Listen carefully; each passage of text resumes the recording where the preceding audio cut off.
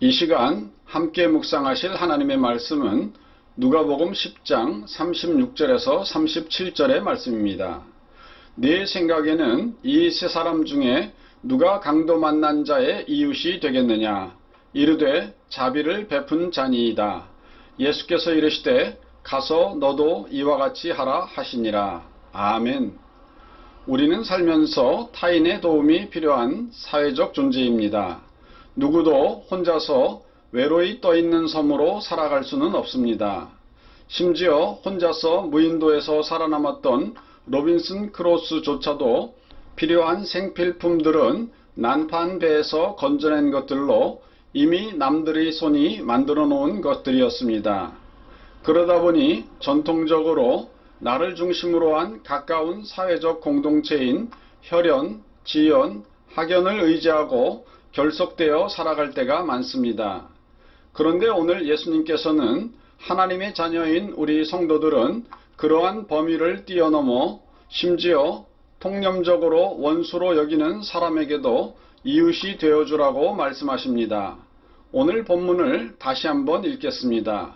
누가복음 10장 36절에서 37절.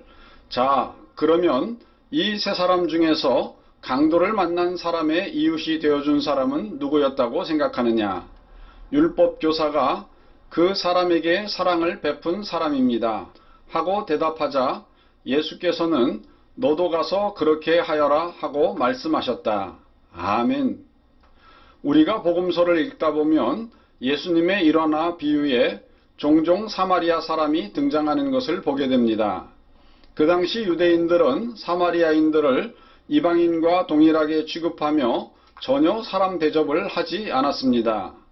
본래는 한 민족이었던 그들이었지만 북이스라엘은 아수르에 의해 사로잡혀가 인종 혼합 정책에 의해 혼혈인이 되었고 남유대인들은 바벨론에게 망하여 포로 생활을 하며 일정 지역에서 함께 모여 지냈기에 혈통을 보존한 채 귀환할 수가 있었습니다.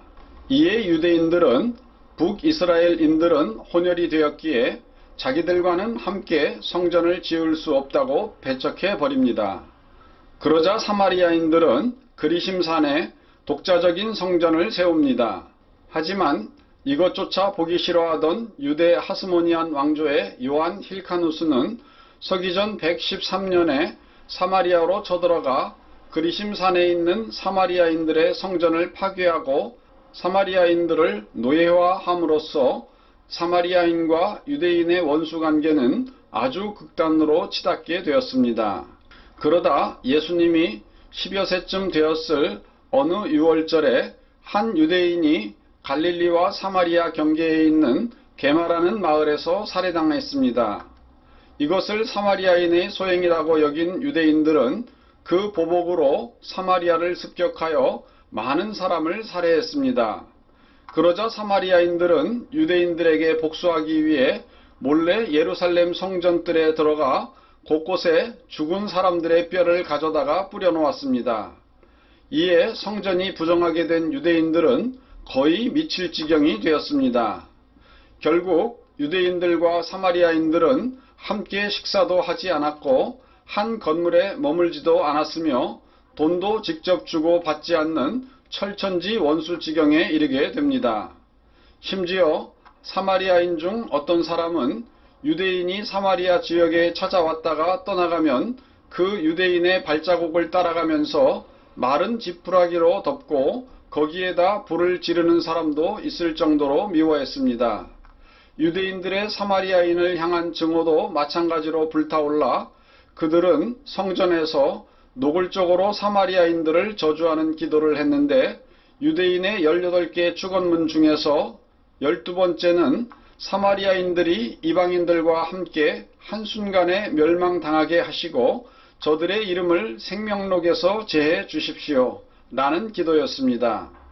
그런데 흥미로운 사실은 유대인의 저주에는 예수 믿는 자들도 포함되어 있습니다. 유대교 예배의 기도문 중 13번째는 예수 그리스도와 그 제자들을 저주하는 기도문이 있었으며 그것을 예배 시마다 외우며 기도하였습니다. 이러한 상황에서 예수님께서는 선한 사마리아인의 비유를 유대인들에게, 그것도 율법사에게 하신 것입니다. 그러면서 누가 그 강도 만난 자의 이웃이 되겠느냐고 물으시고 있습니다. 이 비유를 듣는 율법사는 대답하기 무척 힘들었을 것입니다. 그러나 그는 결국 은혜를 베푼 사마리아 사람이 강도 만난 유대인의 이웃이라는 대답을 할 수밖에 없었습니다. 그러자 예수님께서는 가서 너도 이와 같이 행하라 라고 명령하셨습니다. 그렇습니다. 오늘 우리는 개인적으로나 내가 속한 가문 혹은 지역이나 나라의 입장에서 원수 같은 관계를 맺은 자들이 많든 적든 존재합니다. 그런데 예수님께서는 우리에게 너는 그들에게 가서 그들의 이웃이 되어주라고 말씀하십니다. 사실 이 일은 사람의 힘만으로는 불가능합니다. 그러나 주님의 말씀에 순종하여서 도우심을 청할 때 성령께서 도우셔서 이 일을 할 수 있게 될 수 있습니다. 주님의 도우심으로 오늘부터 이 말씀이 우리 안에서 이루어지게 되시기를 예수님의 이름으로 축원드립니다. 다 같이 기도하시겠습니다. 하나님 아버지, 우리가 세상을 사는 동안에 작든 크든 서로 서목하고 원수 짓는 경우가 종종 있습니다. 그리고 그들과 담을 쌓고 서로 대화하지 않고 교류하지 않고 지낼 때가 많이 있습니다. 하나님 아버지, 우리 예수님께서는 우리의 친구나 우리의 친척들만 가까이 할 것이 아니라 원수처럼 여기던 사람들도 이웃처럼 여기며 손을 내밀어 주라고 말씀하셨습니다. 이제 우리의 힘만으로는 부족하오니 주님의 도우심으로 주님의 말씀에 순종하여 원수에게조차 손을 내밀어 이웃으로 살아가는 우리들이 될 수 있도록 도와주시옵소서. 예수님의 이름으로 기도드리옵나이다. 아멘.